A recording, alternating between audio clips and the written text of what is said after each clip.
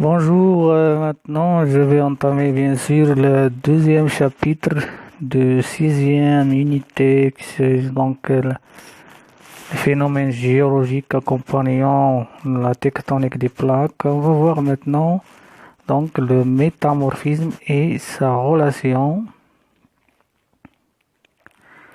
Pardon. Donc le métamorphisme et sa relation avec la tectonique des plaques. On va voir comment bien sûr se produit cet métamorphisme أو دائرة التحول في علاقتها en relation avec la tectonique des plaques. Les zones de subduction et les zones de collision sont caractérisées par l'affleurement des roches qui ont une structure et une composition minéralogique qui résulte d'une transformation de la roche préexistante à l'état solide sous l'effet de l'augmentation de la température et de la pression. Voilà, comme on a bien sûr étudié, lorsque une croûte océanique va s'enfoncer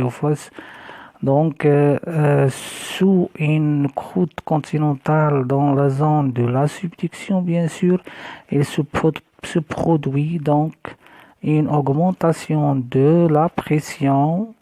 Et aussi, bien sûr, c'est l'augmentation aussi de la température. Alors, bien sûr, donc ces roches, ils vont subir, bien sûr, des transformations qu'on va voir. Parmi ces transformations, c'est le métamorphisme. Ces roches sont appelées roches métamorphiques. Voilà. On va voir la première question qu'on va entamer. Quelles sont les caractéristiques des roches métamorphiques dans les zones de subduction et de collision؟ ويعني غنشوفو إذا شنو هما الخاصيات ديال الصخور المتحولة في المناطق ديال التمر والاصطدام. La deuxième question qu'on va entamer, bien sûr, quels sont les facteurs et les types de métamorphisme؟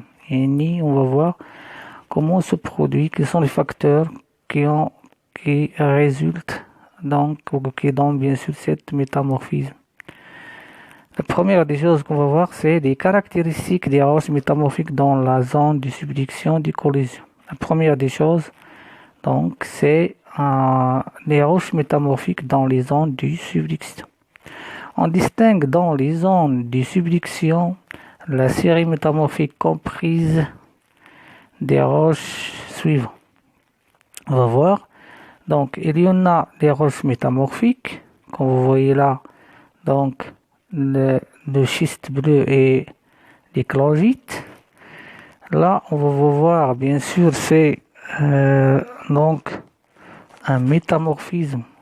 Voilà qu'on voit là, un métamorphisme croissant. On va voir donc la structure des roches. C'est donc pour le schiste bleu, la structure de l'albinia, c'est foligré. On va voir qu'est-ce que ça veut dire folier. Bien sûr كيعني مورقة يعني على شكل ورقات ولا وريقات.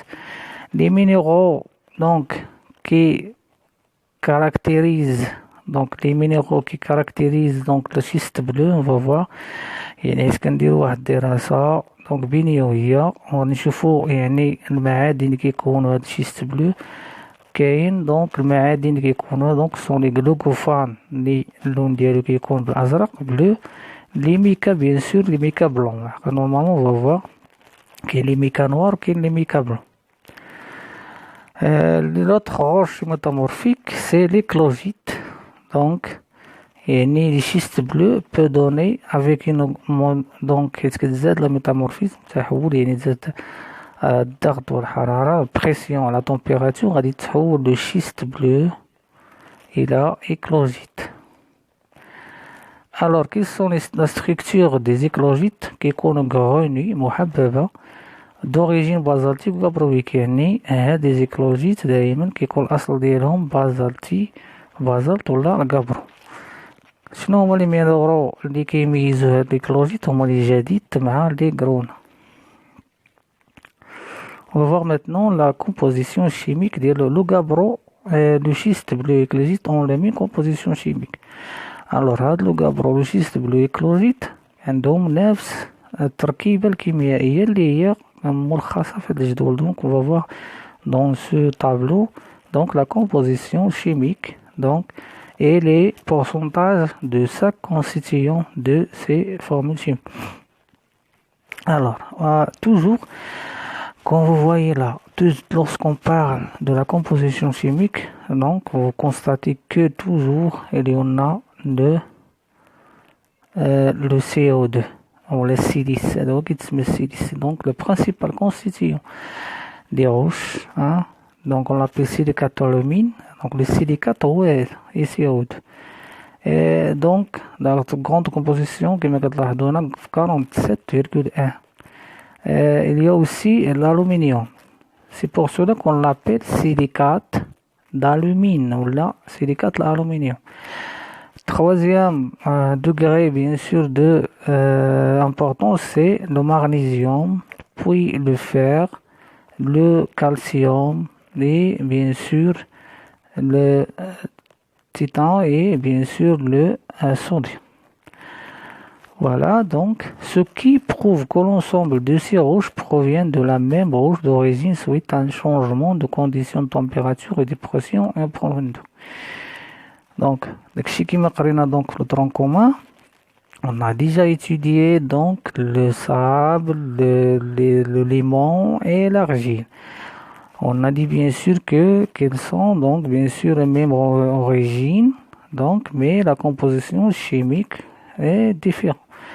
Donc on peut dire la même chose pour le gabbro, le schiste bleu et l'éclogite. Ils ont la même origine, mais bien sûr, donc le gabbro, pourquoi on l'appelle comme un gabbro? Parce qu'il a subi bien sûr des conditions de pression, de température et les différentes de schiste bleu et d'éclogite. يعني غناخدو هاد لي سيليستيد الالومنيوم فيه كاملين هما هاد لاموتي كومبوزيسيون وكان كيف كيكونوا في واحد الظروف ديال الضغط ودرجة الحرارة إلا تختلفت دونك كابرو غادي يعطينا في واحد الظروف ضغط وحرارة كابرو هادو نيت غادي يعطيونا في واحد الظروف ديال ضغط وحرارة شيست بلو نفس الشيء بالنسبة لكلوجيت. وفاق maintenant لا كومبوزيسيون دونك كما كتلاحظوا هنا بعدا هادي لا فورم اوريجين دو كريستال. دونك هادو هما لي كريستو كيكونوا في واحد يمكن نعتبروها ان سيمون بحال الاسمنت. دونك راه شفنا بالنسبه الدرس اللي فات بالنسبه لي ميكروليت دونك كيكونوا بحال قلتي دايبين اذا فواغ ماتنو. دونك هنايا لاجونسمون ديال هاد لي كريستو ولا التنظيم ديالهم كيكون عشوائي كما كتلاحظوا ما واخدينش واحد الاتجاه معين. فواغ la schistosité, feuilletage présenté par des roches sous l'influence de contraintes tectoniques. Bien sûr, la schistosité, il y a schistia, feuilletage, donc présenté par des roches sous l'influence des contraintes tectoniques. Donc, شنو غادي يوقع هنا؟ عندنا لا روش اوريجينال هي هادي كنطبقوا عليها دونك قوى انضغاطيه لا فورس كومبريسيف. لا كومبريسيون غتجي من هنا ويجي من هنايا. دونك هادو هما كيتسموا كونترانت هما قوى وبيان دي فورس. شنو غادي يوقع هاد لي كريستو هادو عوض كما كتلاحظوا اذا هما دونك عشوائيين. دونك لي زوريونطاسيون سون اربيترير لكن هنا كيتاخدوا واحد نفس الاتجاه كما كتلاحظوا كي perpendiculaire à donc aux forces ou bien contraintes voilà tectoniques qui bien sûr font la pression selon laquelle les minéraux s'organisent en lames donc اللي كتكون بحال شي صفيحات هنايا. فوالا كتلقاو هنا 1 2 3 هاك. La foliation هو عملية التوريق كتسمى بالعربية التوريق. Structure présentée dans des roches métamorphiques qui